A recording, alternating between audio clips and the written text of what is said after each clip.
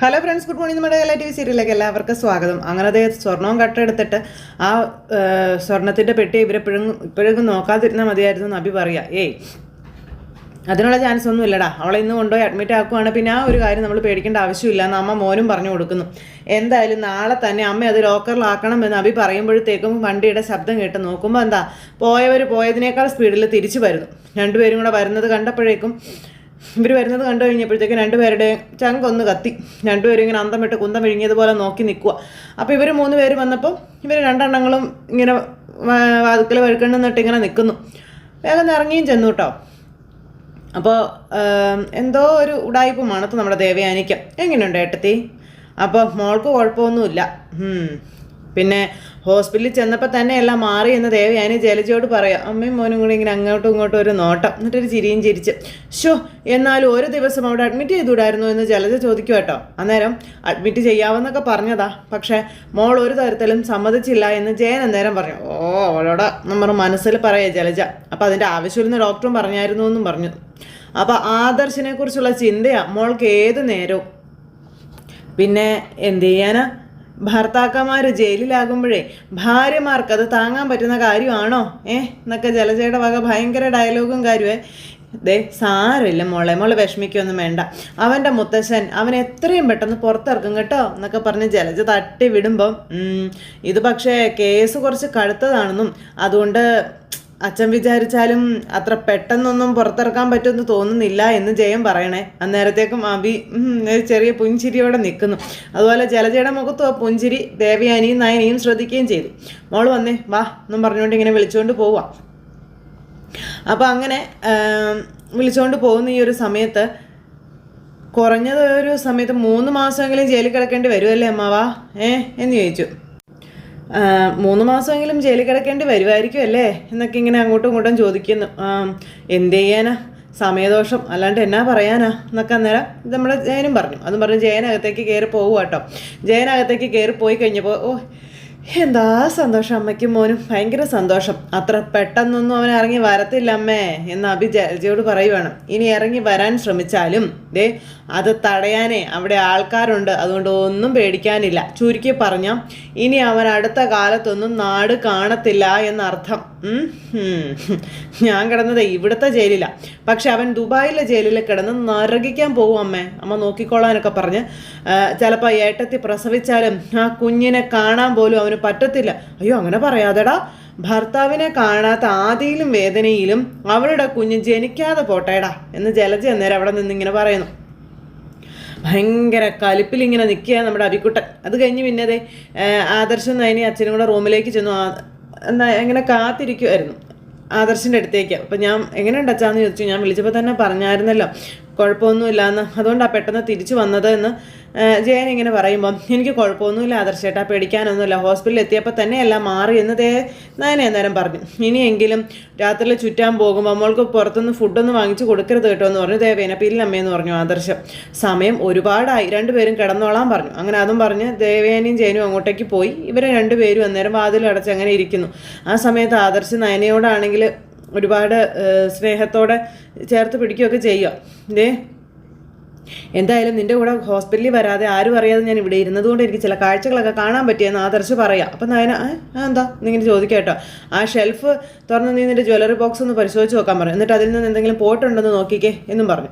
അപ്പോൾ എന്തു പറ്റി ആദർശേട്ടാ, നീ ഒന്ന് പോയി നോക്കുന്നതിനെ ചെല്ലപ്പോ എന്നും പറഞ്ഞുകൊണ്ട് ആദർശ് നയനെ പറഞ്ഞു വിടും. ആദർശ് പറഞ്ഞനുസരിച്ച് നയനെ ചെന്ന് തുറന്ന് നോക്കി. അപ്പോൾ അതിനകത്ത് മാലയൊന്നും ഇല്ല. അപ്പോഴത്തേക്കും നയനയ്ക്ക് ഭയങ്കര ടെൻഷൻ. അയ്യോ ആദർശേട്ടാ, എൻ്റെ മാല. അപ്പോൾ പാരമ്പര്യമായിട്ട് കിട്ടിയ നെക്ലേസ് അത്. മുത്തശ്ശി അത് അമ്മയ്ക്ക് കൊടുത്തു, അമ്മ അത് നിനക്ക് തന്നു. ഇപ്പം അതെ അപ്പച്ചിയുടെ കൈവശമാണ് എന്നിങ്ങനെ പറയുമ്പം അപ്പച്ചിയുടെ കൈവശം നിങ്ങൾ ഇവിടുന്ന് പോയി കഴിഞ്ഞപ്പോൾ അമ്മയും മോനും കൂടി ഈ മുറിയിൽ കയറി എടുത്തുകൊണ്ട് പോയതാണെന്ന കാര്യം ആദർശ് പറയാം. അപ്പം ഞാൻ മറിഞ്ഞിരുന്ന് എല്ലാം കാണുന്നുണ്ടായിരുന്നു എന്നും അവർ പറയുന്നതും കേട്ടു എന്നും പറയാം. നമ്മളോടൊക്കെ തീരാത്ത ദേഷ്യമാണ് അവർക്കുള്ളതെന്ന കാര്യവും പറയാം. അതുകൊണ്ട് നാളെ ഈ സംഗതി എല്ലാവർക്കും മുന്നിൽ വെളിപ്പെടുത്തണമെന്ന കാര്യവും പറയുമ്പോൾ സാധാരണ ഞാൻ പുറത്ത് പോകുമ്പോൾ ഈ മുറി പൂട്ടിക്കൊണ്ട് പോവാറാ പതിവ്. അപ്പം ഇന്നത് ചെയ്തില്ല. നിന്നെ പെട്ടെന്നല്ലേ ഹോസ്പിറ്റലിലേക്ക് കൊണ്ടുപോയത്, ആ സമയം നോക്കി അവരകത്ത് കയറിയിട്ടുണ്ട്.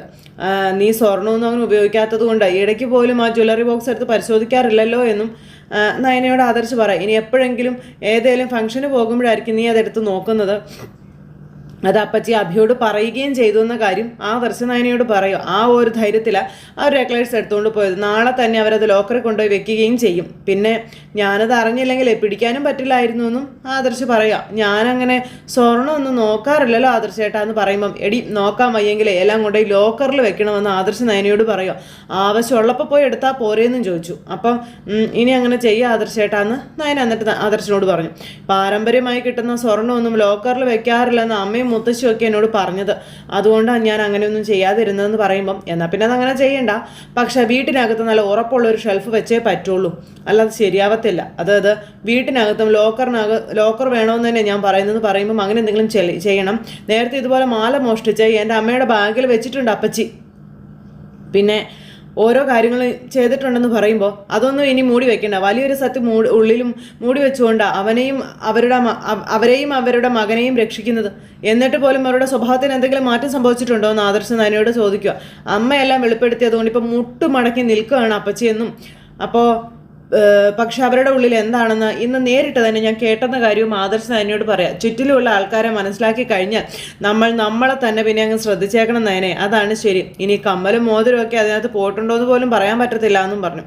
പിന്നെ നിനക്ക് കൃത്യമായിട്ട് കണക്കൊന്നും ഇല്ലല്ലോ, അപ്പോൾ പോയാൽ എനിക്ക് അറിയാൻ പറ്റും. നാളെ ഞാൻ വിശദമായിട്ടെല്ലാം നോക്കിക്കോളാമെന്ന് നയന പറഞ്ഞു. അപ്പോൾ നമുക്ക് കിടക്കാം വാ എന്നും പറഞ്ഞ് അങ്ങനെ രണ്ടുപേരും കൂടെ കിടക്കുന്നു. നാളെ അബിക്കും ജലജിക്കും സുഖ വഴിയുമാണ്. അപ്പോൾ ഈ അപ്പച്ചി എന്താ ഇങ്ങനെ എന്ന് നയന ആദർശനോട് ചോദിക്കുമ്പം, എടുത്തു വളർത്തിയതല്ലേ, അനാഥയാണെന്നുള്ള ബോധമുള്ളത് കൊണ്ട് അപ്പോൾ വാത്സല്യം ഒരുപാട് കൊടുത്തു, അതിൻ്റെ ഇപ്പം ഇങ്ങനെയൊക്കെ തല്ലി വളർത്താതിരുന്നതിൻ്റെ കേടാ അവരിപ്പോൾ ഈ കാണിച്ച് കൂട്ടിക്കൊണ്ടിരിക്കുന്നത് മൊത്തം എന്നൊക്കെ ആദർശ് നയനയോട് പറയുക. അങ്ങനെ അവർ രണ്ടുപേരും കൂടി അതിനെപ്പറ്റി സംസാരിച്ചു. പിറ്റേ ദിവസം നമ്മുടെ അനന്തപുരിയിൽ പൂജ ഒക്കെ ചെയ്ത് എല്ലാവരും പൂജാമുറിയിൽ പ്രാർത്ഥിച്ച് എല്ലാം ചെയ്ത് ഇങ്ങനെ പോരുന്ന സമയത്ത് അമ്മ പോയി അപ്പച്ചയും അഭിയും ഇങ്ങ് വിളിച്ചിട്ട് വരാൻ പറഞ്ഞു. ദേവേനി ഇന്നിവിടെ ചിലരെയൊക്കെ തുറന്നു കാണിക്കാനുണ്ട് എന്ന് നയന പറയുമ്പം ഇങ്ങനെ നോക്കുക ജാനകിയൊക്കെ. എന്താ മോളെ കാര്യമെന്ന് ചോദിച്ചു. അപ്പോൾ അതൊക്കെ പറയാം, പലതും നമ്മൾ മനസ്സ് വെച്ചുകൊണ്ട് നടക്കുകയാണെന്നും ബന്ധങ്ങൾ തകരാതിരിക്കാൻ വേണ്ടി അഭിയെയും അവൻ്റെ അമ്മയൊക്കെ രക്ഷിച്ചുകൊണ്ടിരിക്കുകയാണെന്ന് നയന ദേവയാനിയോട് പറയുമ്പോൾ ജാനകിക്കൊന്നും മനസ്സിലാവുന്നില്ല. ജാനകി ഇങ്ങനെ നോക്കുക. എന്ന് വെച്ച് പറയേണ്ട കാര്യങ്ങൾ പറയണ്ടേ എന്ന് ചോദിച്ചു. ഏട്ടത്തി എന്തോ വലിയ രഹസ്യം മനസ്സിൽ വെച്ചുകൊണ്ട് നടക്കുന്നത്, അത് പക്ഷേ ജലജയോട് പറഞ്ഞു എന്ന് ജാനകി പറയുക. അതുകൊണ്ടാണ് ഏട്ടത്തിയുടെ മുന്നിൽ ഇപ്പോൾ ജലജ താണു വണങ്ങി നിൽക്കുന്നതെന്ന് ജാനകി പറയുമ്പം, സത്യം എൻ്റെ മരുമകളുടെ വയറ്റിൽ ഒരു കുഞ്ഞുണ്ടെന്നുള്ളൊരു ചിന്ത ജലജയ്ക്കില്ല എന്നും ആ കുഞ്ഞിനെ കളയുന്ന രീതിയിൽ അവളുടെ സംസാരവും പെരുമാറ്റവും പ്രവൃത്തിയും എല്ലാം. അപ്പോൾ ജാനകി ഇങ്ങനെ നോക്കുക കേട്ടോ. അതൊക്കെ നിസ്സാരമായിട്ട് കാണാനേ എനിക്ക് പറ്റില്ല ജാനകി എന്നും ദേവയാനി ജാനകിയോട് പറഞ്ഞു. അവളുടെ പത്തി താഴ്ത്താൻ വേണ്ടി ഞാൻ ചില കാര്യങ്ങളൊക്കെ ചെയ്തിട്ടുണ്ടെന്നും ദേവയാനി ജാനകിയോട് പറയും. അതുകൊണ്ടും അവൾ പഠിച്ചില്ലെങ്കിൽ ഇപ്പം അവളെ സപ്പോർട്ട് ചെയ്യുന്നവളുണ്ടല്ലോ, അവളുടെ മരുമോള്, അവളെ കൊണ്ട് അമ്മായിമ്മയെ വെറുപ്പിക്കാനുള്ള കാരണങ്ങളൊക്കെ അവളുടെ മോൻ ചെയ്തു വെച്ചിട്ടുണ്ട് എന്നും ദേവയാനി ജാനകിയോട് പറയാം. അതേപ്പറ്റിയൊന്നും ഇനി സംസാരിക്കേണ്ട അമ്മ എന്തായാലും ചെന്ന് അപ്പച്ചയെ വിളിച്ചുകൊണ്ട് വാ, ഞാൻ വിളിച്ചാൽ ചിലപ്പോൾ അവർ വന്നെന്ന് വരില്ല എന്നും നയന പറഞ്ഞു. അപ്പം ഞാൻ വിളിച്ചുകൊണ്ട് വരാം മോളെ എന്നും പറഞ്ഞുകൊണ്ട് ദേവയാനി ജലജയെ വിളിക്കാനായിട്ട് അങ്ങ് പോവാം. അപ്പം ജാനകി ഇവിടെ എന്തൊക്കെയോ നടക്കുന്നുണ്ട്, ഞങ്ങൾ ആരും അറിയാതെ എന്ന് പറയുമ്പം അതെ നടക്കുന്നുണ്ടല്ലേ അമ്മേ, അങ്ങനെ നടന്നൊരു കാര്യമാണ് ഇനിയിപ്പോൾ എല്ലാവരും കാണാൻ പോകുന്നത് എന്ന് നയന പറയുമ്പോൾ ജാനകി ഇങ്ങനെ നോക്കൂ കേട്ടോ. നയനെ എന്തായാലും ഇന്ന് രണ്ടിൻ്റെയും ചീട്ട് കീറും ഉറപ്പാ. ജലജ അപ്പം നല്ല സുന്ദരിയായിട്ട് ഒരുങ്ങി പൊട്ടും കുത്തിയാക്കി ഇങ്ങനെ കണ്ണാടിയിൽ നോക്കി നിൽക്കുമ്പോഴത്തേക്കും ഡോറിൽ വന്ന് മുട്ടുന്നു ആരോ. താര ഈ നേരത്തെ എന്ന് പറഞ്ഞിട്ട് ചെന്ന് വാതിൽ തുറന്നപ്പോൾ നമ്മുടെ ദേവയാനി ഏട്ടത്തിയെ കണ്ടപ്പം, എന്താ ഏട്ടത്തി നീ നിന്റെ മോനെയും കൂട്ടി താഴോട്ട് വരാൻ പറഞ്ഞു. എന്താ കാര്യം ഏട്ടത്തി? കാര്യം പറഞ്ഞാലേ നീ വരത്തുള്ളോ എന്ന് ദേവേനെ ചോദിച്ചു. അല്ലെങ്കിൽ ഞാൻ വരും. എന്നാൽ പിന്നെ വരാൻ നോക്കിയാൽ പോരെ, ഇതിനെ കാര്യം അന്വേഷിക്കുന്നത്. ഏട്ടത്തിന് മട്ടും ഭാവമൊക്കെ കണ്ടിട്ട് എന്തോ പേടി പോലെ എന്ന് ജലജ പറയുമ്പോൾ, നീ പേടിക്കാൻ ഒരുപാട് സംഭവങ്ങൾ ഈ വീട്ടിൽ ഉണ്ടായിട്ടുണ്ടല്ലോ ജലജ, ഇല്ലേന്ന് ചോദിച്ചപ്പോൾ ജലജ ഇങ്ങനെ ഉണ്ടാക്കണം വെച്ചിങ്ങനെ അങ്ങോട്ടും ഇങ്ങോട്ടും തുറച്ച് നോക്കിക്കൊണ്ട് ഇങ്ങനെ നിൽക്കുക. മറ്റുള്ളവർ പലതും മൂടി വെച്ച് നടക്കുമ്പോഴേ അത് അവരെ ചവിട്ടി താഴ്ത്താനുള്ള ലൈസൻസ് ആയിട്ടാണ് നീ എടുത്തിരിക്കുന്നതെന്നും ദേവയാനി ജലജയോട് പറഞ്ഞു. അതൊന്നും പാടില്ലല്ലോ. അയ്യോ എല്ലാം എൻ്റെ മുടിയനായ പുത്രൻ ഉണ്ടാക്കുന്ന കുഴപ്പങ്ങൾ ഏട്ടത്തി, ഞാൻ നിരപരാധിയാണ് ഏട്ടത്തി. നീ നിരപരാധിയാണെന്ന് ഏത് നേരവും പറഞ്ഞുകൊണ്ടിരിക്കണ്ട. മര്യാദയ്ക്ക് നീ താഴേക്ക് വരാൻ നോക്ക്, നിന്റെ മോനെയും കൂട്ടി വരാൻ നോക്കാൻ പറഞ്ഞു. അല്ല വീണ്ടും അവനെന്തെങ്കിലും പ്രശ്നങ്ങൾ വല്ലതും ഉണ്ടാക്കിയോ ഏട്ടത്തി? ഇവിടെ അവൻ മാത്രമല്ല പ്രശ്നം ഉണ്ടാക്കിയിരിക്കുന്നത്, നീയും പ്രശ്നക്കാരി തന്നെയാണെന്ന് ദേവയാനി പറയുമ്പം, ഏട്ടത്തി ഇപ്പോഴും എന്നെ കൊല വിളിച്ചുകൊണ്ടിരിക്കുകയാണല്ലോ, എന്താ? അപ്പം നിനക്കൊന്ന് കൊലവിളിക്കല്ല, ഒന്ന് തിന്നുക വേണ്ടതെന്ന് ദേവയാനി അന്നേരം ജലജയോട് പറഞ്ഞു. ഓ, അത്രയ്ക്ക് അടിമുടി പിശാചിൻ്റെ സ്വഭാവമാണ് നിനക്കെന്നൊക്കെ പറഞ്ഞു. അപ്പോഴും ഈ പുള്ളിക്കാരി ഇങ്ങനെ നോക്കി നിൽക്കുക. അനന്തപുരിയിലെ മൂർത്തി സാറെന്ന് പറഞ്ഞാൽ ഇവിടെ മാത്രമല്ല, പുറം ലോകത്തും നല്ല പേര് തന്നെയാണ് ഉണ്ടായിരുന്നത്. ആ പേര് കഴിഞ്ഞ കുറേ നാളായിട്ട് കളഞ്ഞു കുളിച്ചതേ നീയും നിന്റെ മകനും പിന്നെ ഇവിടെ കയറി വന്ന അനാമിക എന്ന് പറയുന്നവളും അവളുടെ അച്ഛനും അമ്മയും എല്ലാവരും കൂടിയാണെന്ന കാര്യമൊക്കെ ഇങ്ങനെ പറയുമ്പോഴും ജലജ ഇങ്ങനെ നോക്കി നിൽക്കുക. നഷ്ടപ്പെട്ടു പോയ പേര് ഇനി തിരിച്ചു പിടിച്ചേ പറ്റൂ. അതിന് ശുദ്ധി കലശം ഈ വീട്ടിൽ നിന്ന് തന്നെ തുടങ്ങണമെന്നും പറഞ്ഞു. ഓ, പേടിയായിട്ടും പാടില്ല ജലജയ്ക്ക്. നിന്നെയും നിന്റെ മോനെയും തിരുത്തിയേ പറ്റൂ. അതുകൊണ്ട് മര്യാദയ്ക്ക് പറഞ്ഞത് ചെയ്യാൻ നോക്കാനും ദേവയാനി പറയുന്നു. ജലജയോട് ഇറങ്ങി വരാനും പറഞ്ഞു. എന്നിട്ട് ദേവയാനി അങ്ങ് പോയി. എൻ്റെ ഈശ്വര, ഇനി എന്നതായിരിക്കുമോ എന്ന് പറഞ്ഞുകൊണ്ട് ജലജ ഇങ്ങനെ ഇവിടെ നിൽക്കുക.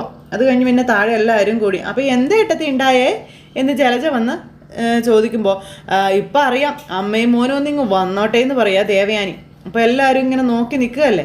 ആ സമയത്ത് നയന ഇങ്ങനെ രണ്ടും കൽപ്പിച്ച് ഇങ്ങനെ നിൽക്കും. അപ്പോഴത്തേക്കും ജലജ അബിയും കൂടെ ഇറങ്ങി വന്നു. ഞാനൊന്നും അറിഞ്ഞില്ലേ രാമനാരായണ എന്നുള്ള മട്ടിൽ. അപ്പോൾ എല്ലാവരും ഇങ്ങനെ താഴെ കൂടി നിൽക്കുന്നു. ഒരു കൂസലും ഇല്ലാതെ രണ്ടുപേരും ഇങ്ങനെ വന്ന് നിൽക്കുന്നു. അബിയുടെ മുഖത്ത് പിന്നെ പണ്ടേ ഒരു കൂസലും ഇല്ല. അപ്പോൾ നയന ഇങ്ങനെ ഇവർ രണ്ടുപേരും ഇങ്ങനെ ശരിക്കും നോക്കുക. അപ്പോൾ എന്താ മോൾക്ക് പറയാനുള്ളത് എന്ന് ചോദിച്ചു ദേവയാനി. അപ്പോൾ പാരമ്പര്യമായിട്ട് കിട്ടിയ ഒരു നെക്ലേസ്, അതായത് മുത്തശ്ശി അമ്മയ്ക്ക് കൊടുത്തു, അമ്മ അത് എനിക്ക് തന്നു. ഞാനത് വളരെ ആദരവോടു കൂടിയാണ് എൻ്റെ ജ്വല്ലറി ബോക്സിൽ സൂക്ഷിച്ച് വെച്ചിരുന്നത്. അപ്പോൾ അബിയും അമ്മയും കൂടെ ഇങ്ങനെ അങ്ങോട്ടും ഇങ്ങോട്ടും നോക്കുക. ഇന്നത് നോക്കിയപ്പോൾ കാണാനില്ല എന്ന് നയന ഇവരോട് പറയുമ്പോൾ എന്ന് പറഞ്ഞെങ്കിൽ നിൽക്കും ഇവർ. അതേപ്പറ്റി അപ്പച്ചിക്ക് ഇവനും എന്തെങ്കിലും അറിവുണ്ടോ എന്ന് അറിയാനാ ഞാൻ വിളിപ്പിച്ചതെന്ന് നയന പറയുമ്പം ഞങ്ങളെങ്ങനെ അറിയാനാ എന്ന് ജലജ. നീ സൂക്ഷിച്ചിരുന്ന സ്വർണം എവിടെയുണ്ടെന്ന് നിനക്കല്ലേ അറിയത്തുള്ളൂ. അപ്പം മോൾക്ക് അറിയില്ല, അതുകൊണ്ടാണ് നിങ്ങളോട് ചോദിച്ചതെന്ന് ദേവയാനിയും പറഞ്ഞു. അറിയില്ലെങ്കിൽ ഞങ്ങളോടാണ് അമ്മായി ചോദിക്കേണ്ടതെന്ന് അഭി അന്നേരം ചോദിക്കാം. ഈ വീട്ടിലെ കള്ളത്തരം കയ്യിലുള്ളത് നിങ്ങൾക്ക് രണ്ടുപേർക്കും അല്ലേ എന്ന് നയനെ അന്നേരം ചോദിച്ചു. അതുകൊണ്ടാണ് നിങ്ങളോട് തന്നെ ഞാൻ ചോദിച്ചതെന്നും പറഞ്ഞു. അപ്പോൾ അതേ നയനെ എല്ലാം ഞങ്ങൾ സഹിക്കുന്നു എന്ന് കരുതി ചെയ്യാത്ത കുറ്റം ഞങ്ങളുടെ തലയിൽ അടിച്ചേൽപ്പിക്കരുത് കേട്ടോ എന്ന് ജലജ വല്ല ഡയലോഗ് ഇറക്കുക. അപ്പോൾ ജാനകിയൊക്കെ ഇങ്ങനെ നോക്കി നിൽക്കുമല്ലേ. ഇപ്പം ഈ വീട്ടിൽ ഞങ്ങളുടെ അവസ്ഥ എന്താണെന്ന് ഞങ്ങൾക്ക് നന്നായിട്ട് അറിയാമെന്ന് അഭി ഒന്ന് നല്ല ഇതായിട്ടിരുന്ന് ഇങ്ങനെ സംസാരിക്കാം കേട്ടോ പറഞ്ഞ ജാനകി. അതുകൊണ്ട് ഒരിക്കലും ഞങ്ങൾ ചെയ്യാൻ പാടില്ലാത്ത ഒരു കാര്യവും ഞങ്ങൾ ചെയ്യില്ല എന്ന് അഭി പറയുമ്പം ഉറപ്പാണോ എന്ന് ചോദിച്ചു നയന. അതെ, ഉറപ്പാണ് എന്ന് ജലജ. ഈ വീട്ടിൽ നിന്ന് സ്വർണം മോഷണം പോയിട്ടുണ്ടെങ്കിൽ അതിൽ നിനക്ക് നിന്റെ മോനും വ്യക്തമായ പങ്കുണ്ടാകുമെന്ന് ജാനകി പറഞ്ഞു. അപ്പോൾ അതേ ജാനകി ചുമ്മാ നീ വെറുതെ ഏട്ടത്തിൻ്റെ ഇവളുടെയും കൂടെ നിൽക്കരുത് കേട്ടോ എന്ന് പറഞ്ഞു. അന്നേരം ഈ വീട്ടിലുള്ള എല്ലാവർക്കും ഇവിടെയുള്ളവരുടെ എല്ലാവരുടെയും സ്വഭാവം നന്നായിട്ട് അറിയാവുന്ന കാര്യമാണ്. അതുകൊണ്ട് തന്നെ ജാനകി അങ്ങനെ പറയാനും കാരണം. ഈ വിഷയത്തിൽ ഞങ്ങൾ പ്രതികളല്ല എന്ന് ഈ ജലജ. ഞങ്ങൾ ഇവരുടെ മുറിയിൽ കയറിയിട്ടുമില്ല, ഇവരുടെ സ്വർണ്ണിട്ട് എടുത്തിട്ടുമില്ല. അങ്ങനെ അപ്പച്ചി തറപ്പിച്ച് പറയുമ്പം ഞാനും അതുപോലെ തറപ്പിച്ച് തന്നെ പറയുക, അപ്പച്ചി തന്നെയാണ് ആ സ്വർണ്ണം എടുത്തതെന്ന്. അതിന് നിൻ്റെ കയ്യിൽ എന്തെങ്കിലും തെളിവുണ്ടോ എന്ന് ഈ ജലജ ചോദിക്കുമ്പോൾ ഉണ്ട് എന്നും പറഞ്ഞിട്ട് ദേ ഇറങ്ങി വരുന്നു നമ്മുടെ ആദർശ് ഇറങ്ങി വരുന്നത് കണ്ടപ്പോഴത്തേക്ക് അമ്മയുടെയും മോൻ്റെയും കണ്ണൊക്കെ തള്ളി ഇങ്ങനെ പുറത്തേക്ക് ചാടി. അതുപോലെ തന്നെ ജാനകിയും അന്തം വിട്ട് നോക്കും. ആദർശ് ഇവിടെ ഉള്ള കാര്യം ഇവരറിഞ്ഞില്ലല്ലോ, ഇപ്പോഴാണല്ലോ അറിയുന്നത്. അപ്പോൾ നമ്മുടെ ആദർശ് ഇങ്ങനെ നല്ല സ്റ്റൈലായിട്ട് ഇറങ്ങി വരുമ്പോഴത്തേക്കും കണ്ണും പിഴിച്ച് വായും തുറന്ന് ഇങ്ങനെ നിൽക്കുകയല്ലേ രണ്ടും കൂടി. പിന്നെ കള്ളനും കള്ളിയും കൂടെ നിലത്തുനിന്ന് കീപ്പോട്ടും അല്ലാതെ മേപ്പോട്ട് നോക്കിയിട്ടില്ല. അപ്പോൾ ജലജയ്ക്ക് പേടിയായി, അഭിക്കതിനേക്കാളും വലിയ പേടിയായി. അപ്പോൾ ആദർശ് ഇങ്ങനെ വന്ന് നിൽക്കുമല്ലേ. അപ്പോൾ ജാനകിയും അന്തം വിട്ട് ഇങ്ങനെ നോക്കി നിൽക്കുക കേട്ടോ, ഒട്ടും പ്രതീക്ഷയില്ല. അയ്യോ, ആദർശ് എപ്പോഴാണ് വന്നേ എന്ന് ചോദിച്ചോ. അപ്പം ഞാൻ വന്നത് എപ്പോഴാണെന്ന് നിങ്ങൾ അറിയേണ്ട ആവശ്യമില്ല എന്ന് ജലജയോട് ആദർശ് പറഞ്ഞു. അപ്പച്ചി സ്വർണ്ണം എടുത്തതിൻ്റെ തെളിവാണല്ലോ വേണ്ടത്, ആ തെളിവാണ് ഞാൻ എന്ന് ആദർശ് അന്നേരം പറഞ്ഞു. അമ്മയും മോനും കൂടി ഇങ്ങനെ നോക്കുക. അല്ല, ആദർശ് ഇവിടെ ഉണ്ടായിരുന്ന ഏട്ടത്തി എന്ന് ജാനകി ചോദിക്കുമ്പം അവൻ വന്നിട്ട് ഇപ്പോൾ 1-2 ദിവസമൊക്കെ കഴിഞ്ഞു എന്ന് ദേവയാനി അന്നേരം പറഞ്ഞു. ആ സമയത്ത് ഇവനിങ്ങനെ നോക്കി നിൽക്കുക. ഇവിടെ ചിലർക്ക് ഇവൻ ജയിലിലാണെന്ന് അറിഞ്ഞിട്ട് ഭയങ്കര സന്തോഷമായിരുന്നല്ലോ. അപ്പോൾ പിന്നെ അങ്ങ് സന്തോഷിക്കട്ടെ എന്ന് ഞങ്ങൾ അങ്ങ് വെച്ചു. അവർ 2 ദിവസം കൂടി അങ്ങ് സന്തോഷിക്കട്ടെ എന്ന്. അതുകൊണ്ടാണ് ആദർശ് ഇവിടെ ഇരുന്നത്. ഇനി നടന്നതുപോലെ അങ്ങ് പറഞ്ഞുകൂടി അപ്പച്ചിക്ക് എന്ന് നയന ചോദിച്ചു. എന്നിട്ട് ആ നെക്ലേസ് എടുത്തെടുത്ത് തന്നെ കൊണ്ട് വെച്ചൂടെ എന്ന് നയന ചോദിക്കാം. ഇവളും കൂടെ അങ്ങ് പേടിച്ച് വരച്ച് കൈയും കാലും മറച്ച് നിൽക്കാം. എന്താടി ഇനിയൊന്നും പറയാത്തതെന്ന് ചോദിച്ചു നമ്മുടെ ദേവയാനി. ഏട്ടത്തി, ഞാൻ മനസ്സാ വാച അറിയാത്ത കാര്യങ്ങളാണ് ഇവളീ പറയുന്നത്. ഞാൻ ആ സ്വർണ്ണം എടുത്തിട്ടില്ല എന്ന് ജലജ പറയുമ്പം ഇന്നലെ രാത്രി ഇവൾക്കൊരു വയറുവേദന വന്നിട്ടേ ഇവളെയും കൂട്ടി അച്ഛനും അമ്മയും ഹോസ്പിറ്റലിൽ പോയിട്ടുണ്ടായിരുന്നെന്നും ആ തക്കം നോക്കിയാണ് നിങ്ങൾ 2 പേരും കൂടി ഞങ്ങളുടെ മുറിയിൽ കയറിയതെന്നും ആദർശ് ഇവരോട് പറയുക. അപ്പോഴത്തേക്ക് അബിയും അമ്മയും കൂടി എന്നൊക്കെ പറഞ്ഞുകൊണ്ട് ഇങ്ങനെ ഗോപ്രായം കാണിച്ചുകൊണ്ട് നിൽക്കുക കേട്ടോ. അതും കള്ളമാണെന്ന് പറയുമോ രണ്ടുപേരും? പറയുമോ? അമ്മ ചിലപ്പോൾ ഏട്ടൻ്റെ മുറിയിൽ കയറി കാണും, പക്ഷെ ഞാൻ കയറിയിട്ടില്ല എന്ന് അബി. അപ്പോഴത്തേക്കും ജലജ അബിയെ നോക്കുക. എടാ നീയും കയറി, രണ്ടാളും ഒന്നിച്ച് കയറിയത് ഞാൻ കണ്ടതാണെന്ന് ആ ദർശ പറയുവാണ്. അതിൽ കൂടുതൽ തെളിവുകൾ നിനക്കൊക്കെ വേണമെന്ന് ചോദിച്ചു. അപ്പോൾ വേണമെന്ന് പറഞ്ഞു. ഞങ്ങൾ ചെയ്യാത്ത കാര്യം ചെയ്തു എന്ന് പറഞ്ഞാൽ പിന്നെ തെളിവുകൾ വേണ്ടേന്ന് ചോദിച്ചു. അപ്പോൾ കുഴപ്പമില്ല, തെളിവ് ഞാൻ കാണിച്ചു തരാം എന്ന് ആദർശ് പറയുമ്പോൾ ജലജയുടെ ചീട്ട് അവിടെയും കീറി. ജലജ ഇങ്ങനെ കണ്ണും വീഴ്ചിങ്ങനെ നിൽക്കുന്നു. ആദർശ് അന്നേരം ഇങ്ങനെ ഇവരെ മാറി മാറി നോക്കിക്കൊണ്ട് ഇങ്ങനെ നിൽക്കുന്നിടത്ത് അന്നത്തെ നമ്മുടെ കഥ അവസാനിച്ചു. അപ്പോൾ എല്ലാവരും കാത്തിരുന്ന് കാണണേ. എല്ലാവർക്കും നല്ലൊരു ദിവസം ആശംസിക്കട്ടെ. ടാറ്റാ.